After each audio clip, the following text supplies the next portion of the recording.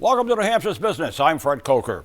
The heat, humidity, and air conditioners are already competing to keep us comfortable, but the cost of that is going up. Eversource in particular is proposing a 10% residential rate increase starting August 1st, while Unitil and Liberty are scheduled before the New Hampshire Public Utilities Commission this month for hearings, which could be about rates.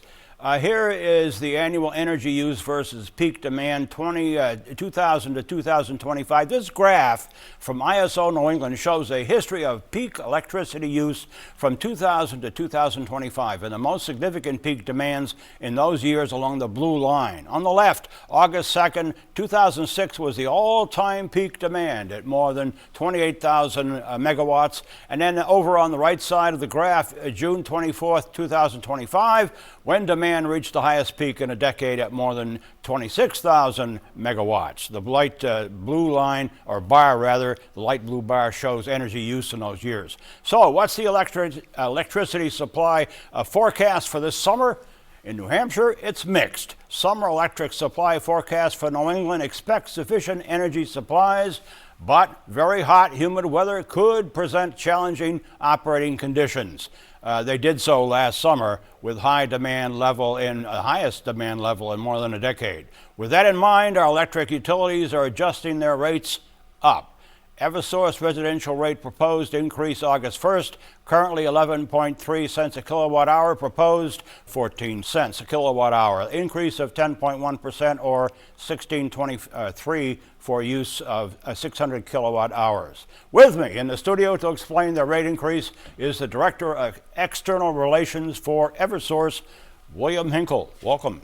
Thank you for having me, In the midst of heat and humidity that we just had, this is a great time to talk to you.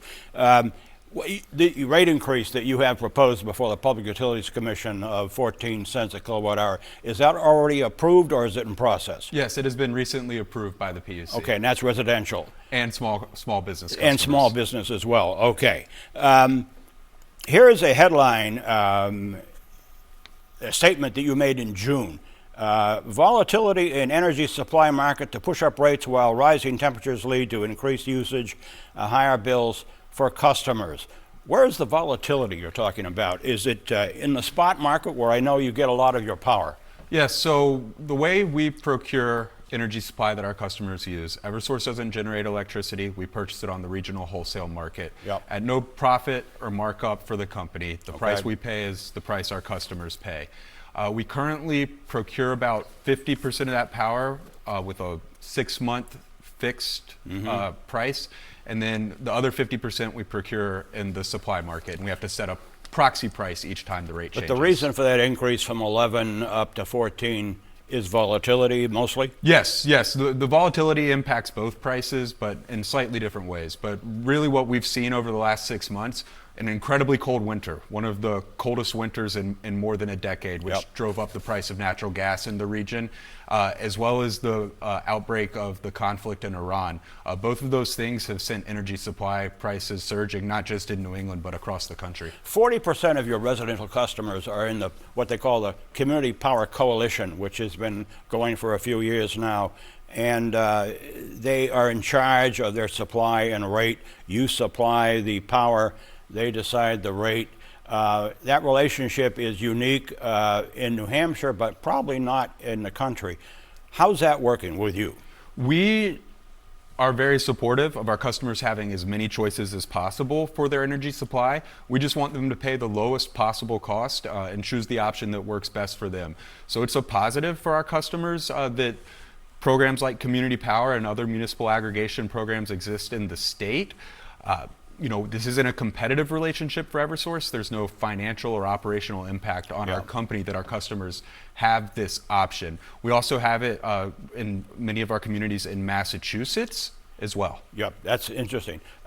You have made a plea to your customers for energy efficiency. Let's go to that graphic, and here is what you're asking them to do. Keep air conditioners as warm as comfort allows, keep air vents and heat pump vents clear of obstructions, operate major appliances in cooler parts of the day. I think we're all doing that. Keep blinds and curtains closed to prevent direct sunlight, and switch to LED lights, which run cooler. Those are good suggestions. I've been doing them. I hope all of you have. William Hinkle, who is Director of External Relations for Eversource. Thank you. Thank you, Fred. Nice to have you here. If you missed part of this briefing, you can go to WMUR.com, where it will be posted all this week.